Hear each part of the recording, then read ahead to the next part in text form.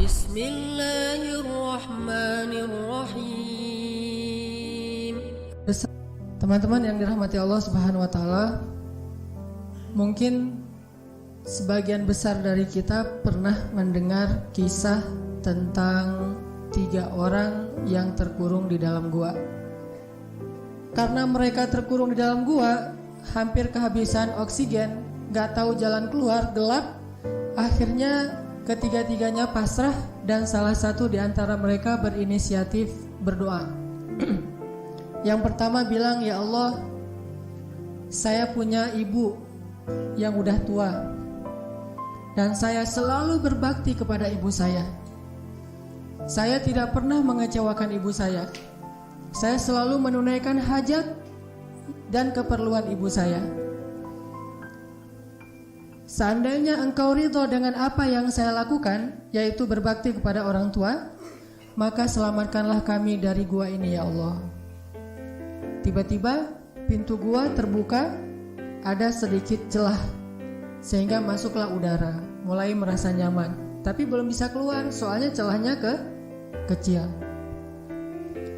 Terus orang yang kedua bilang, "Ya Allah, saya punya seorang pembantu yang saya selalu memberikan gaji atau upah kepada dia sebelum keringatnya kering. Hingga suatu saat pembantu saya pulang dan belum sempat mengambil gaji, jadi gajinya saya simpan. Tapi ditunggu-tunggu gak datang-datang, akhirnya daripada disimpan aja gak produktif, gajinya itu saya pakai untuk membeli seekor domba kecil. Mungkin kurang lebih harganya 500.000 lah, domba yang masih kecil. Ternyata domba itu sehat, beranak pinak, sampai jumlah domba itu bertambah menjadi memenuhi 1 lembah. Kurang lebih dari 100.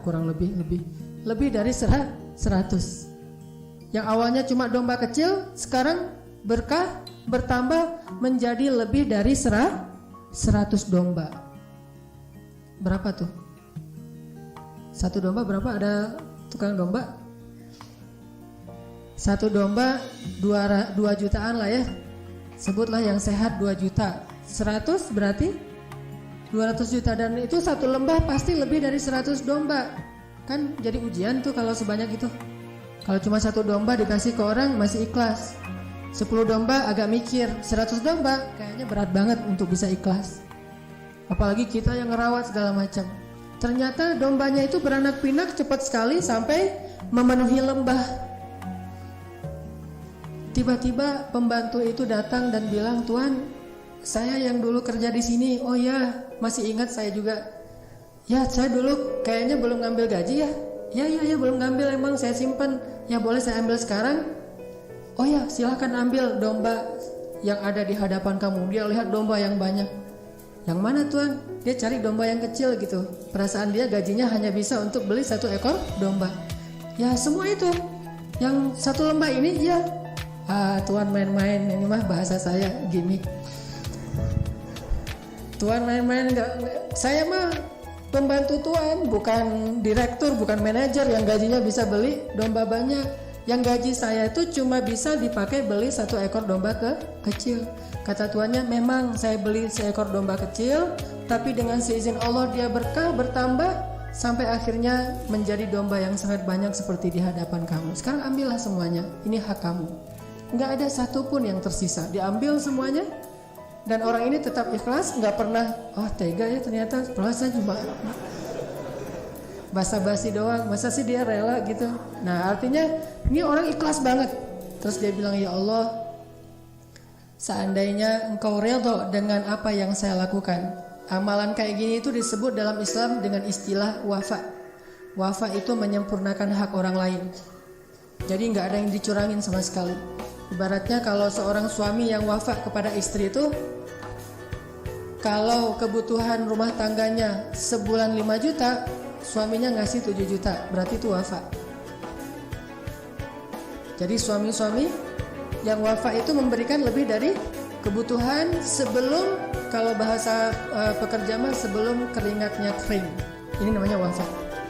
Kayak misalnya ada yang kerja di rumah kita, tukang gitu ya, benerin apa gitu, yang kalau dia kerja sehari gajinya 60.000, Tapi karena cuma setengah hari, kita mau ngasihnya 30.000. Karena seseorang yang punya sifat wafa, dia nggak tega ngasih 30.000, udah aja 100.000 deh gitu. Kerja sehari aja 60.000 nih, kerja setengah hari dikasih 100.000. Ini berarti wafa, lebih dari yang harusnya.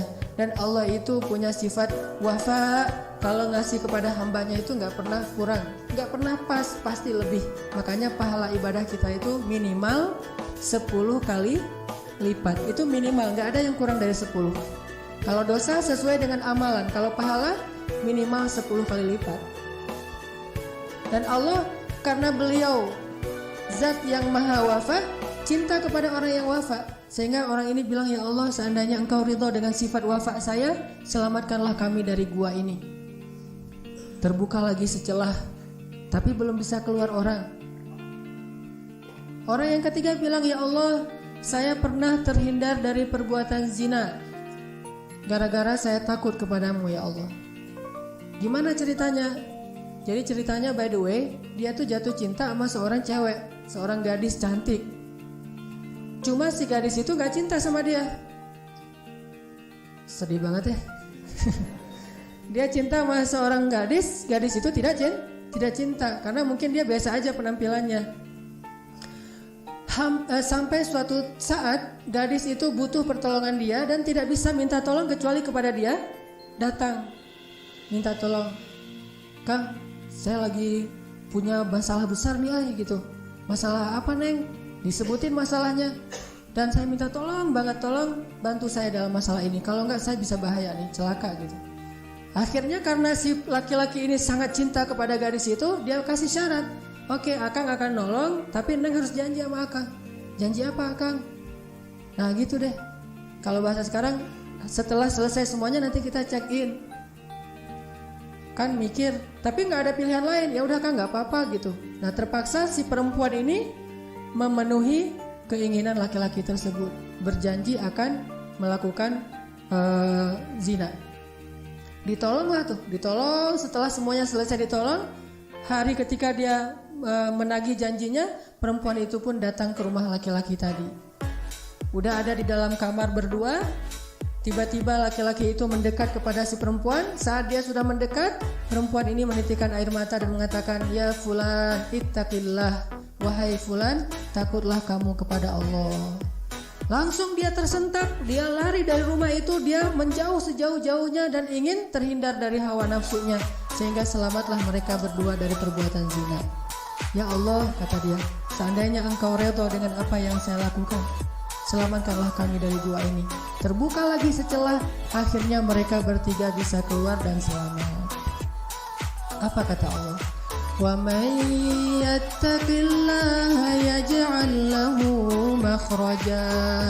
Siapa yang bertakwa kepada Allah, maka Allah akan berikan baginya jalan keluar. Ini kisah bukan kisah fiksi, tapi kisah nyata dari hadis Rasulullah SAW. Apa kira-kira pelajarannya buat kita? Salah satu pelajaran dari kisah tadi, ternyata amal-amal soleh kita itu yang kita lakukan sekarang itu akan jadi pertolongan Allah atau jalan bagi datangnya bantuan Allah di masa yang akan datang. Amal soleh kita itu adalah jalan keluar dari masalah-masalah kita yang akan datang. Amal soleh kita sekarang adalah obat ketika kita besok sakit. Amal soleh kita sekarang adalah rezeki ketika besok kita kekurangan. Amal soleh kita hari ini adalah makanan ketika besok kita kelaparan. Sehingga makin banyak amal soleh kita, makin besar jalan keluar yang Allah berikan dalam setiap masalah kita. Kalau kayak tadi, amal solehnya cuma satu, berbakti pada ibu, terbuka tuh jalan. Atas kesempitan mereka, kebuntuan masalah mereka, terbuka celahnya, tapi belum bisa keluar. Paling-paling bisa bernafas, udaranya udah masuk, udah ada oksigen. Amal yang kedua, terbuka lagi. Amal yang ketiga, akhirnya bisa keluar. Jadi makin banyak amal soleh yang kita lakukan, makin besar juga jalan keluar yang Allah sediakan kalau nanti suatu saat kita punya masalah.